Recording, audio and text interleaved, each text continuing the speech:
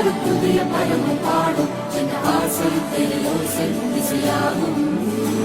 இந்த திருமண கொண்டாட்டம் நம் குடும்ப ஆர்ப்பாட்டம் என் உலகத்தையும்